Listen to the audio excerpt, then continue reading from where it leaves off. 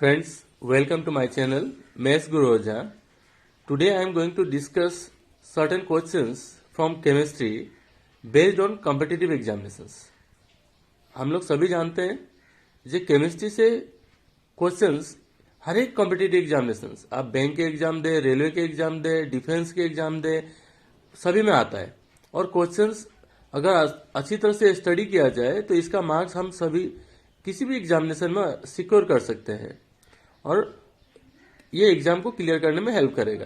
तो चलिए स्टार्ट करते हैं। Let's see the first question. The weight of rusted iron object is that of an unsaturated one. अब ये चार ऑप्शन दिया हुआ है। So before knowing which one is correct, हम सभी को यह जानना जरूरी है what is the meaning of rust. So when iron articles are expose to humid air, मतलब अगर हम आयरन आर्टिकल्स को air consist of what, water vapour, अगर हम लोग एक्सपोज कर दें तो उसका अपर लेयर कोरोड हो जाता है, उसका अपर लेयर डिस्ट्रॉय हो जाता है। That is called rusting. तो we understood what is rusting.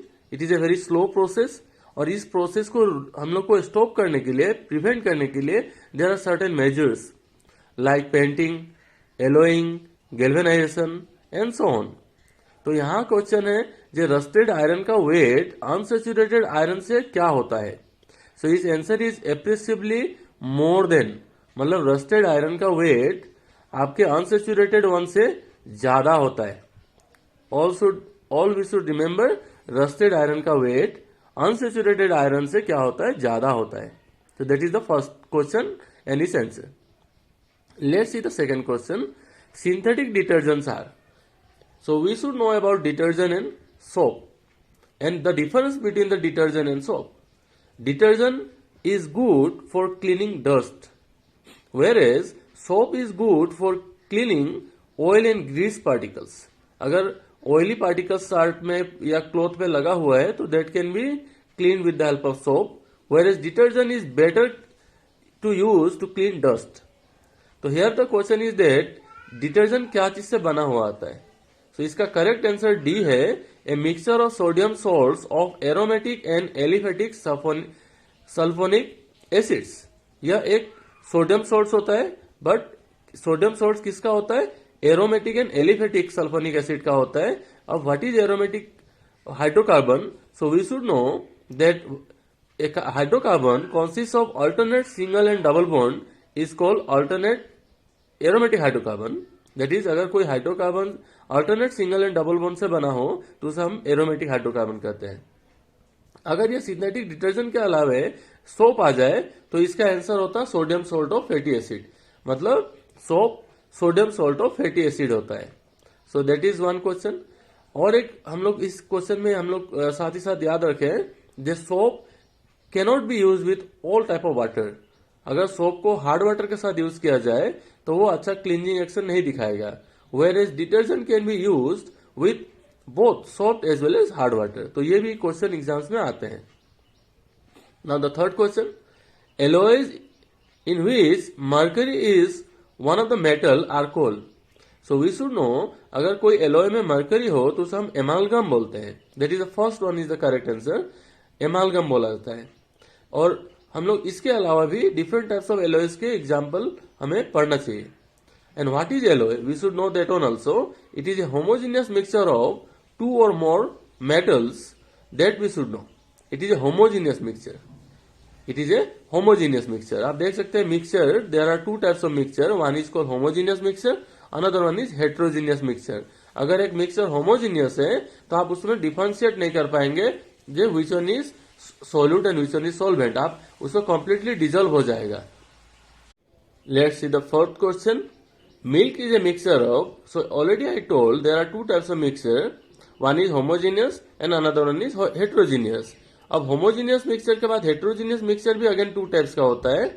उसमें एक कोलोइडल बोला जाता है और एक को हम लोग सस्पेंशन बोलते हैं। तो अगर कोई सब्सटेंस कंप्लीटली मिक्स हो गया है तो वो होमोजीनियस हो गया, बट अगर कोई सॉल्यूशन ऐसा है जो कंप्लीटली मिक्स हुआ है but we can understand that इसमें क्या पार्टिकल्स है या उसका पार्टिकल्स का साइज होमोजीनियस से बड़ा है तो उसे हम लोग कोलोइडल बोलते हैं। So milk is a colloidal mixture.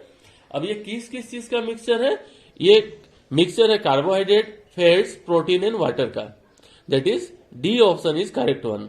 ये मिल्क में कार्बोहाइड्रेट होता है, फैट्स होता है, प्रोटीन होता है एंड वाटर होता है, and it is a colloidal. It is a colloidal, by emulsion भी बोलते हैं हम लोग। तो ये दो वर्ड हमें याद रखना है। Then let's see the fifth question. Which of the following element is found in all organic compounds? So we should know what is the meaning of organic compounds. The compound which is made up of carbon, the compounds which are composed of carbon are called organic compounds. That is, अगर organic compound है तो उसमें carbon present होगा ही. So we can understand here the option is B. B is correct answer. Organic compound में carbon present रहता है. Now which of the following acid is used as dehydrating and drying agent? So we should know that sulfuric acid is used as dehydrating and drying agent. ये water को remove करने के लिए use किया जाता है। एंड साथ ही साथ हम लोग को जानना चाहिए जो sulphuric acid is called king of chemicals. Why it is called king of chemicals? Because sulphuric acid is used in almost all industries. That's why it is known as king of chemicals. So यहाँ पे two questions हम लोग को याद रखना पड़ेगा। पहला, sulphuric acid is called dehydrating agent. Concentrated sulphuric acid को हम लोग यूज करते हैं और साथ ही साथ इसे किंग ऑफ केमिकल्स भी कहा जाता है। अब मैंने बोला concentrated sulphuric acid, so what does it mean? So acid में भी आइदर कॉन्सेंट्रेटेड और डाइल्यूट। कॉन्सेंट्रेटेड का मतलब हुआ that more acid and less water. अगर एसिड में ज्यादा एसिड हो और वाटर कम हो तो उसे हम लोग कॉन्सेंट्रेटेड कहते हैं, और अगर वाटर ज्यादा हो एसिड कम हो तो उसे हम लोग डाइल्यूट कहते हैं। So let's see the another question. The term carat is used to express the purity of gold. The purest form of gold is. So भाई यहाँ पे पहला वर्ड तो हमें याद रखना चाहिए, which term is used to express the purity of gold, तो वो आंसर होगा कैरेट।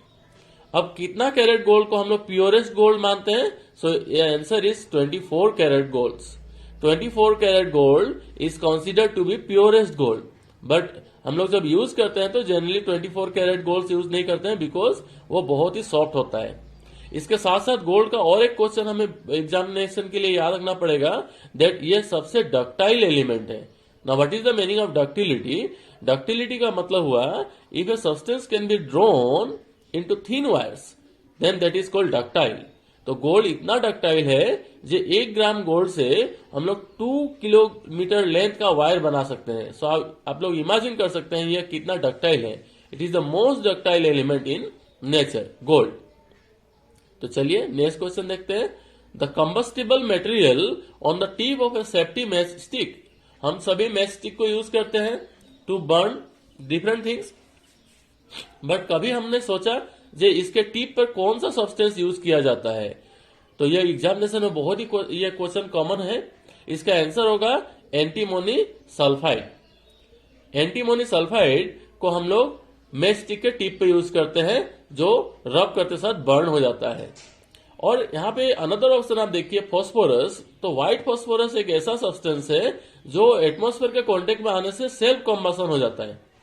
ऐसा 2 सब्सटेंस इन नेचर हम लोग को याद रखना है। एक सब्सटेंस हो गया सोडियम और पोटेशियम, अगर वो वाटर के कांटेक्ट में आए, मतलब मॉइस्ट एयर के कांटेक्ट में आए तो वो बर्न हो जाएगा। और व्हाइट फास्फोरस एक ऐसा सब्सटेंस है जो एयर के कांटेक्ट में आने से ही बर्न हो जाता है। तो चलिए अनदर क्वेश्चन देखते हैं। Of all the gases present in air which of the following is highest in percentage? कौन सा गैस हमारे एटमॉस्फेयर में हाईएस्ट परसेंटेज में है? तो इसका आंसर होगा nitrogen.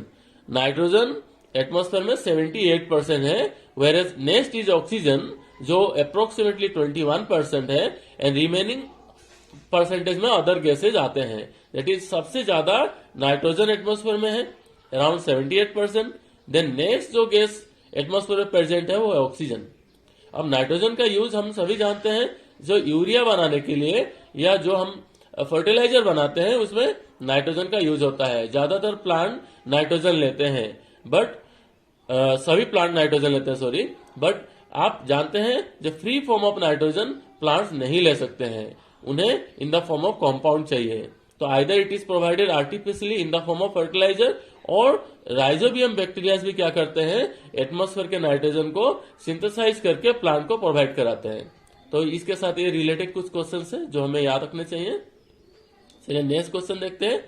Iodine is administered to patient suffering from, किस तरह के पेशेंट को आयोडीन रिकमेंड किया जाता है या उन्हें दिया जाता है?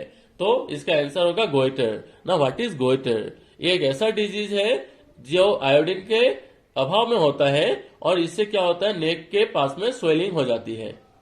अब हमें ये आंसर के साथ साथ जो हम लोग जान गए, गोइटर को क्योर करने के लिए आयोडीन यूज किया जाता है, या अगर हमारे फूड में आयोडीन हो तो हम गोइटर से सफर नहीं करेंगे और आयोडीन कंटेंट सॉल्ट हमें कंज्यूम करना चाहिए। बट इसके साथ साथ कुछ अदर क्वेश्चंस भी इसमें हमें याद रखने चाहिए। जो नाइट ब्लाइंडनेस, जैसे नाइट ब्लाइंडनेस के लिए कौन से हमें विटामिन को कंज्यूम करना चाहिए? अगर नाइट ब्लाइंडनेस से बचना है तो हमें विटामिन ए को कंज्यूम करना पड़ेगा। That is night blindness is cause due to lack of vitamin A. Rickets अगर है, इससे बोन वीक हो जाता है, इससे बचना है तो हमें विटामिन डी कंज्यूम करना पड़ेगा जो हमें सनलाइट से मिल सकता है, मॉर्निंग सनलाइट से। साथ ही साथ हमें बेरी जो विटामिन बी के अभाव में होता है, स्कर्वी जो विटामिन सी के अभाव में होता है। तो इस तरह के क्वेश्चंस भी हमें लर्न करने पड़ेंगे। So I hope all this 9 questions are clear to all of you. इसी तरह से नेक्स्ट सीरीज में मैं अनदर 9 to 10 क्वेश्चंस केमिस्ट्री का डिस्कस करूंगा और आप सभी कंटिन्यूसली अगर इस तरह के टॉपिक्स को देखेंगे तो आई होप आप सभी कॉम्पिटिटिव एग्जामिनेशन को क्लियर कर पाएंगे। Thank you for watching.